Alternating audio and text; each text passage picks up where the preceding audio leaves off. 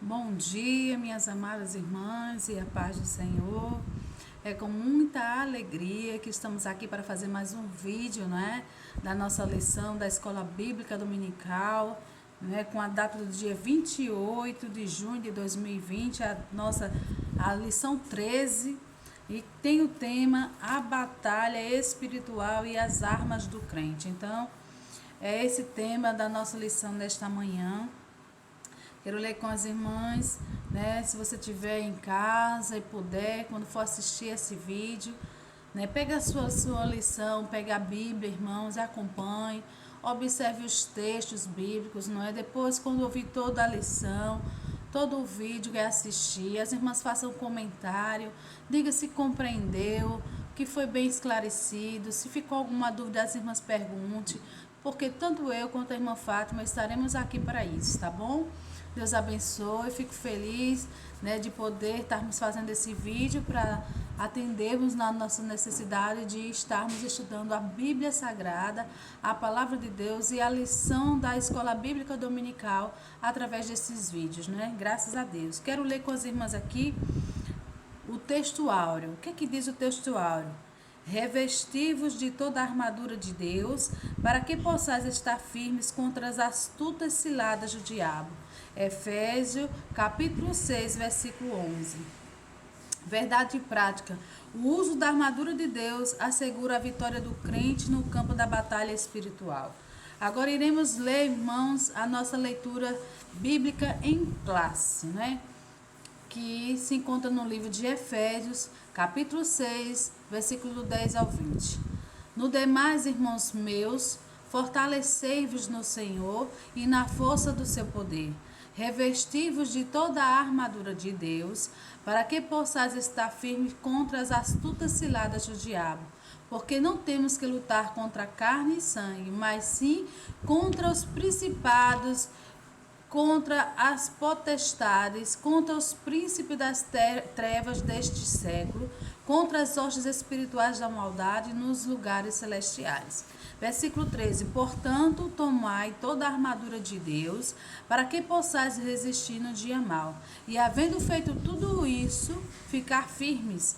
Versículo 14. Estais, pois, firmes, tendo cingido os vossos lombos com a verdade, e vestida a couraça da justiça. Versículo 15. E calçado os pés na preparação do evangelho da paz, tomando sobretudo o escudo da fé, com o qual podereis apagar todos os dardos inflamados do maligno. Versículo 17.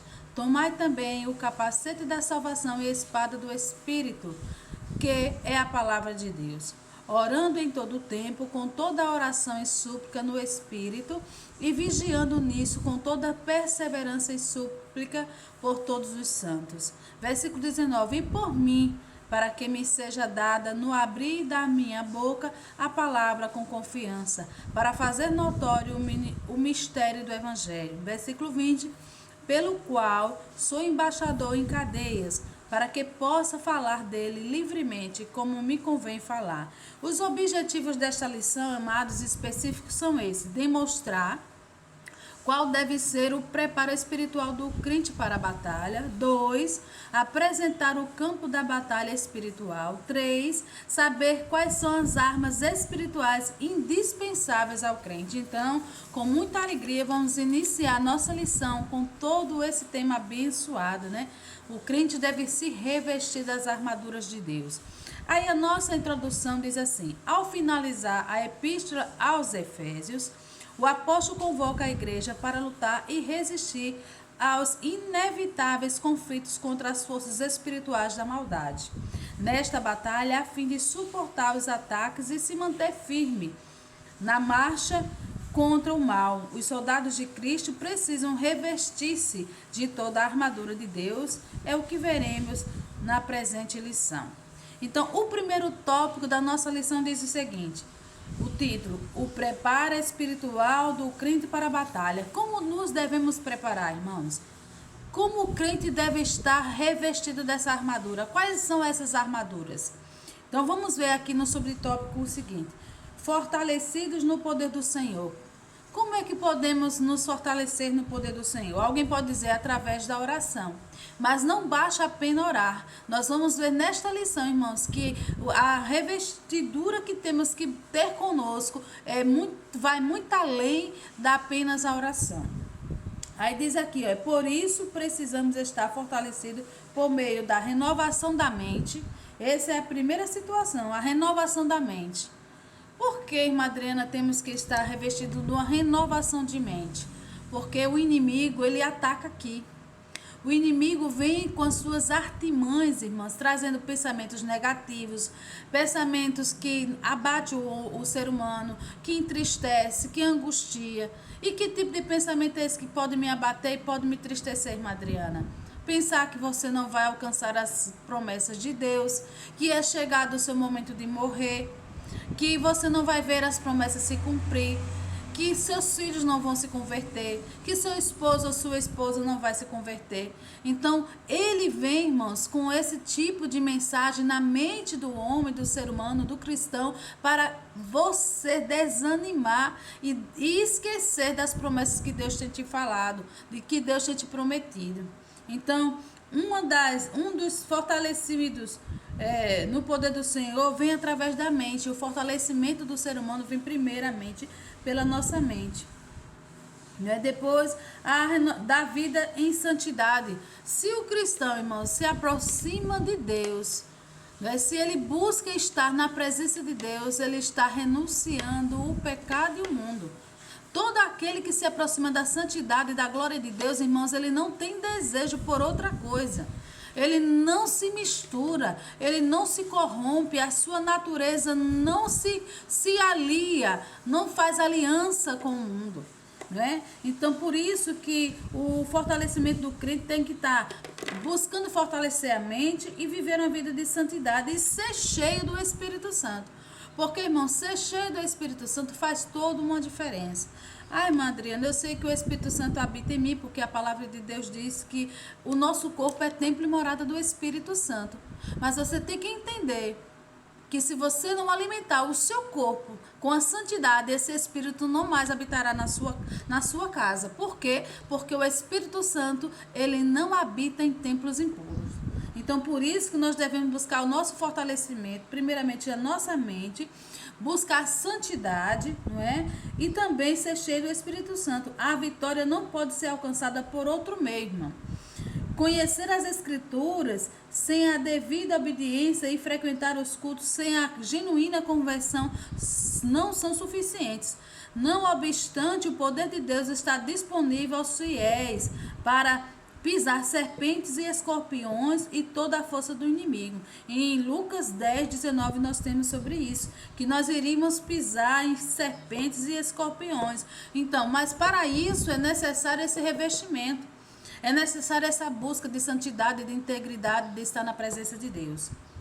O segundo subtópico diz: vigilantes em toda a oração e súplica. Paulo enfatiza a necessidade de uma vida cristã permeada pela prática da oração. Não é possível entrar em combate sem a cobertura de tão preciosa arma espiritual, irmão. Então, ele está dizendo aqui, Paulo, que há vigilantes em toda oração e súplica. Você tem que estar, né, em oração e observando aonde o seu inimigo está querendo agir. Onde ele está usando as armas dele para você não cair na cilada dele, nas astutas ciladas do inimigo, né? O crente deve estar se revestindo disso, da oração, para que a presença de Deus esteja sobre a sua vida e ele seja revestido. A vitória contra o mal somente é possível por meio do fortalecimento do crente no poder do Senhor. Então, se nós tivermos um revestido, irmãos, nós vamos vencer o mal. Nós vamos vencer as ciladas do inimigo, as potestades dos principados. Nós vamos, segundo Lucas, pisar na cabeça da serpente e esmagar escorpiões. Aqui diz o segundo título da nossa lição: conhecendo o campo da batalha espiritual. Nenhum soldado, irmãos, pode ir à guerra se não conhecer onde ele está pisando, o terreno que ele está pisando. Então, para nós vencermos o nosso inimigo, temos que conhecer as armas que ele se utiliza. Oi, irmã Adriana, e quais são essas armas que o inimigo se utiliza? Nós vamos ver agora, né? As astutas ciladas do diabo. A expressão ciladas do diabo indica as armadilhas articuladas perversamente pelo reino das trevas. O líder desse reino é identificado como diabos, que significa caluniador e acusador. Lá em Mateus capítulo 4, versículo 1 fala sobre isso, João 8,44 e 1 Pedro 5,8. Então, irmãos, como é que nós sabemos quais são essas ciladas, as artimanhas, as armadilhas que ele se utiliza? Primeiro, ele começa em confundir a mentira com a verdade, irmão. Satanás, ele é astuto nisso, né? Tem pessoas que falam tão enfatizante, tão com tanta segurança, que às vezes você pensa que a mentira que ele está falando é verdade. Então, Satanás tem esse poder de iludir as pessoas de uma forma tal a elas pensarem que está sendo verdadeiro aquilo que estão ouvindo. E onde é que ele fala isso, irmãos? Quando a gente vê os falsos profetas por aí, né, anunciando o evangelho light, aquele que tudo pode, que nada é cobrado, que não existe doutrina, não existe mudança de vida, não existe renúncia. Então esse evangelho pode se afastar dele, irmãos, porque é o falso profeta, porque tudo com o Senhor é com ordem e decência. Para servir o reino dos céus, irmãos, temos que nos apartar do mal, de tudo o que ele tem oferecido para afastar o povo de Deus da presença de Deus. A segunda coisa que ele pode fazer é deturpar as escrituras, como eu acabei de dizer. Você diz, mas ele está mencionando a Bíblia. Sim, ele pode estar mencionando o texto bíblico. Agora vamos ver se o testemunho dele condiz com o que ele fala. Porque a palavra de Deus diz que a gente tem que pregar e viver aquilo que a gente prega. Se a gente não vive aquilo que a gente prega, então a gente é um falso profeta. A gente está falando do evangelho, que a gente diz que já Deus cura, Deus liberta, Deus salva, que não pode mentir, que não pode roubar, que não pode matar, que não pode enganar o irmão. E por trás disso tudo, a gente com a Bíblia debaixo do braço, vai para a igreja, escuta a palavra de Deus e fora dela a gente pratica tudo que Satanás, o diabo, se agrada. Então, irmãos, essas artimanhas, Satanás, o diabo, tem se utilizado nesses tempos para levar o povo de Deus a cair no precipício da morte eterna e afastar-se da presença e da santidade de Deus. Aqui, a terceira coisa que ele pode fazer, irmãos, é dissimular e induzir a dissimulação. Quer dizer, você pensar que o que é certo, o que é errado é certo, o que é certo é errado. É o que ele está fazendo nos dias de hoje, enganando as pessoas. Um evangelho light, né, com aplicação suave, não tem cobrança, não tem renúncia, não tem mudança de postura, de atitudes, no linguajar, na forma de falar. O importante é que você esteja indo à igreja, o importante é que você leia a Bíblia e a sua mudança. Quer dizer, o que você está lendo está indo para onde? Que não está aplicando na sua vida, no seu coração, não é? A quarta, ele faz falsos sinais. Irmãs, tem muita gente sendo enganada, acha que muitos prodígios e maravilhas que irão acontecer, né? E milagres é decorrência do Deus Todo-Poderoso. Mas Satanás, o diabo, ele quer ser anjo de luz, né, para enganar as pessoas. Então ele tem poder para isso, para enganar as pessoas. O que a palavra de Deus diz? Que no final dos tempos muitos chegarão ao Senhor Jesus e dirão: mestre, eu salvei em teu nome, eu curei em teu nome, eu libertei em teu nome, eu profetizei em teu nome. O que é que Jesus vai dizer, irmãos? A palavra de Deus diz que ele diz assim: apartai-vos de mim, vós obreiros do que é contra a lei, para o fogo do inferno, porque eu nunca te conheci.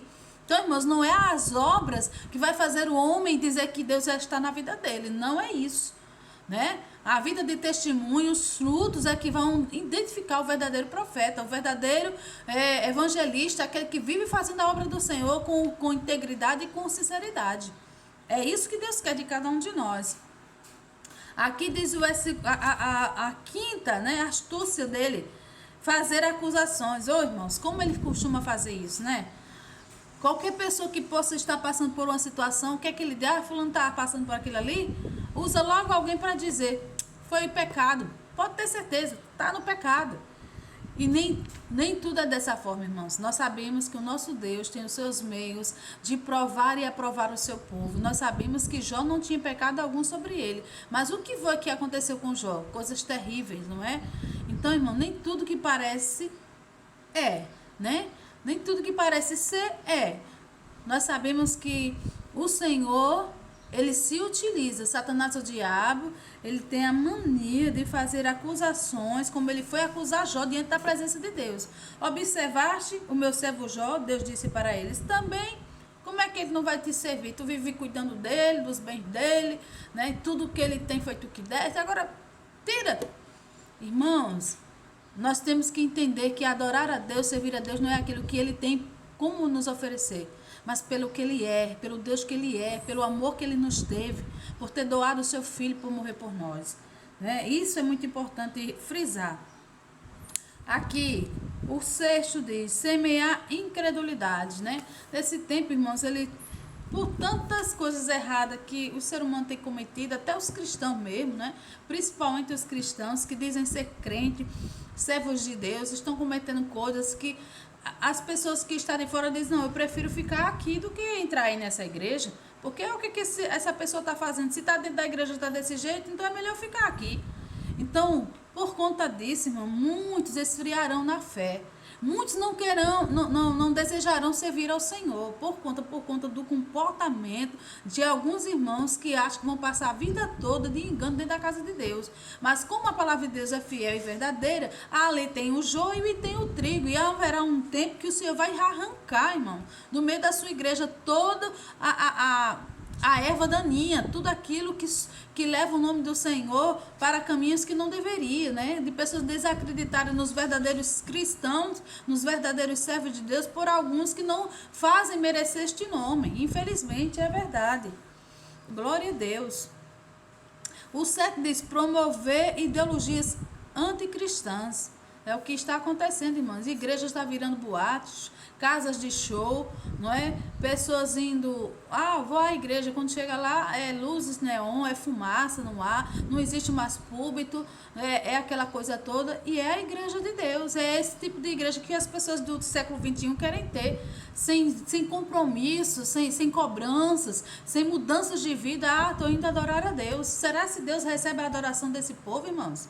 Um povo que vive a semana todinha no pecado, fazendo o que desagrada a Deus, e não tira um dia da semana para dizer que está adorando a Deus, de uma forma que Deus não se agrada. O que foi que Jesus disse quando entrou no templo, que viu aquele povo fazendo da casa de Deus de comércio? Ele lançou, botou tudo para correr, chamou camboi de vibra, botou tudo para correr. A casa do meu pai é casa de oração, não é comércio não. Então, muitos estão esquecendo o verdadeiro princípio, a base da palavra de Deus, que Deus escolheu o seu tempo de adoração, mas não para o homem fazer da casa dele comércio, irmão, negócios, né? Se engrandeceu, enriquecer através do evangelho, daquilo que Deus tem doado por misericórdia. Infelizmente, é isso que está acontecendo nos tempos de hoje. Aí diz aqui, diante desse quadro, o texto sagrado ordena, revestir de toda a armadura de Deus. Então, irmãos, se estamos vendo tudo isso acontecer, a única forma de estarmos livres de tudo isso é nos revestindo dessas armaduras.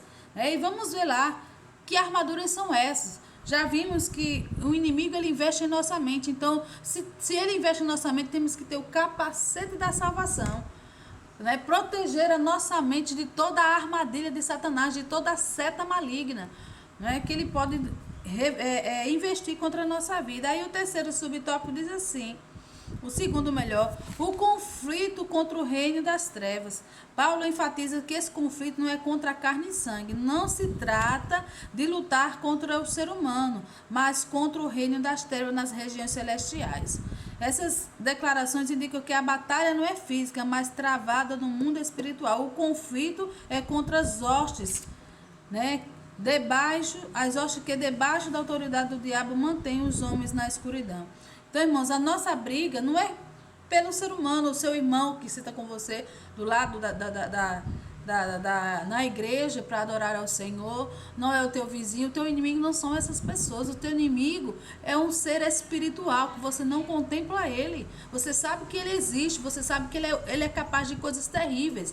Então, a sua briga, irmãos, não se preocupe em estar com o irmão que está à direita ou da esquerda, se lhe deu a paz do Senhor, se não deu, se estava olhando para você atravessado, se desacredita do que Deus tem com você. Não importa, irmão, se preocupe com aquilo que você não vê, né? Então, por isso que temos que nos revestir dessa armadura, porque o Senhor, né, manda que a gente se preocupe com as hortes espirituais da maldade, que é Satanás, o diabo e todos os seus demônios, que estão trabalhando incessantemente para parar a igreja, para parar a minha vida e a sua vida, para nós não servirmos mais a este Deus, mas está repreendido em nome de Jesus, porque quem nos escolheu é fiel para cumprir, e Ele nos capacita para viver uma vida segundo a sua vontade em santidade. A terceira diz aqui, as agências das potestades do ar. Paulo identifica as forças do mal que marcham contra a igreja como principados, potestades, príncipes das trevas desse século e hostes espirituais da maldade. Esses seres são caracterizados por 3 aspectos. Primeiro, eles são poderosos, eles são malignos, eles são astutos, não é? Apesar desse imenso império do mal, a igreja é exortada a não temer. Somos incentivados a lutar e, sobretudo, a vencer, pois o Senhor da igreja está elevado ao nível, acima de todo o principado e poder e potestade e domínio, né? Então, quem nos garantiu que nós iríamos vencer todas essa potestade? O próprio Senhor, porque Ele já morreu na cruz do Calvário para nos dar essa vitória, irmãos, para nos garantir essa vitória, né? Ele tem nos dado essa vitória. Aí o terceiro tópico diz aqui, né, da lição. Primeiro, a síntese do tópico 2 diz: o crente precisa conhecer o seu campo de batalha espiritual para que possa guerrear contra o inimigo e receber a vitória. Então, antes de eu iniciar, eu quero aqui frisar um pouquinho a respeito disso aqui. Eu e você, irmãos, temos que conhecer o nosso inimigo, aonde ele está agindo, se é pelo meio de alguma situação que você está passando, se foi alguma brecha que foi aberta dentro de casa por alguém da parentela, né? E a nossa obrigação é entrar com a guerra de jejum, oração, louvor, leitura da palavra, irmão. Essas são as armas que nós temos, que o Senhor nos confiou, não é? Aqui tem o terceiro tópico e o último diz assim, o último título melhor, as armas espirituais indispensáveis ao crente. A primeira, a armadura completa de Deus. 2, as armaduras indispensáveis de defesa, não é? E o 3, é imprescindível arma ofensiva. Então, irmãos, nós temos que entender que essa armadura é completa de Deus. A imagem que o apóstolo usa é a de uma linguagem retirada do contexto militar romano. A expressão toda a armadura traduz o termo grego panoplia, que significa a armadura completa de um soldado fortemente armado. Na carta, a orientação não é para usar armas próprias, mas tomar o equipamento dado por Deus, resistir bravamente e marchar contra as potestades do ar. Então, irmão, as armas que temos que nos revestir, não é? A gente deve cingir os nossos lombos com a verdade. A letra B diz que vestir a couraça da justiça. A letra C diz que devemos calçar os pés na preparação do evangelho da paz. A letra D diz que devemos tomando sobretudo o escudo da fé. E a letra E diz que o capacete da salvação. Então, essas são as armaduras completas de Deus, né? Cingindo os vossos lombos com a verdade. Que anda na verdade, irmãos, está com o capacete, né, da fé, da justiça, porque quem anda com a verdade jamais vai andar com a mentira, irmãos, porque quem mente é filho do diabo. Quem é o pai da mentira? Diabo, Satanás. Meu Deus, a gente sabe disso. A vestidura da couraça da justiça. Trata-se de uma malha impenetrável de proteção aos órgãos vitais. Então, no passado, os soldados eram revestidos dessa roupa, que as armas, né, tinham dificuldade para perfurar o seu corpo. Então, diz aqui o quadro, a armadura de Deus para nós, né? O cinto é a verdade. A couraça da justiça é a retidão, a forma como vivemos, como nos prontificamos para servir ao Senhor. Os sapatos é a paz que vem das boas novas, ao que você prega, ao que você anuncia. O escudo é a fé. Se eu não tenho fé, irmãos, é bíblico. A palavra de Deus diz, é impossível agradar a Deus. né? Sem fé é impossível agradar a Deus. E o capacete é a salvação, irmãos, nos garantida pelo Jesus de Nazaré, Jesus Cristo, nosso Senhor e Salvador. Ele já nos deu, nos garantiu essa salvação. Então esse capacete deve estar na nossa vida, né? Essa garantia, essa confiança que nós somos salvos em Cristo e que nada vai nos tirar dessa salvação. A espada é a palavra de Deus, irmãos. Quem anda com a palavra, anda com a verdade, anda com fé, anda com retidão, anuncia palavras boas, de alegria para a alma, confortando, não é? Consolidando a fé das pessoas. Então, para concluir a nossa lição, eu quero dizer aqui para os irmãos, né, que a vitória da Igreja de Cristo contra as forças do mal é garantida pela sobreexcelente grandeza do poder de Deus. Os ardis de Satanás não podem ser subestimados, porém o reino das trevas não deve amedrontar o cristão. A Escritura convoca o salvo a combater e a vencer as potestades do ar, revestido com a armadura de Deus. Então, irmãos, nós não podemos, né, subestimar o nosso inimigo, achar que ele não tem poder, que ele não vai fazer. Temos que ter consciência que ele foi, né, no passado, tentar a Jesus, oferecer ao mestre o que não cabia a ele oferecer, porque ele ofereceu os reinos da terra como se realmente pertencesse a ele, e nada pertence a ele, né? Ele oferece as coisas ao ser humano, né, irmãos, para dizer que algo lhe pertence. Mas na verdade o que lhe pertence é só a maldade, só astutas ciladas que ele tem para oferecer. O engano, isso, a mentira pertence a ele, o que não presta. Mas devemos nos revestir de todas essas armaduras, né? A verdade, a retidão, a paz que vem das boas novas, a fé, a salvação e a palavra de Deus. Isso é um conjunto, são as armaduras de Deus para a minha vitória e a tua vitória, em nome de Jesus, não é? Então, para encerrar, a síntese do tópico 3 diz: as armas ao nosso dispor são indispensáveis para resistirmos aos ataques das trevas e permanecermos inabaláveis. Não tenha medo. Você tem que ter fé, confiança em Deus. É claro que você não vai estar, como é que se diz, cutucando a onça com vara curta, como costumamos dizer, né, esse provérbio. Não podemos estar com audácia, nem tampouco instigando a Satanás, nem tampouco desafiando ele.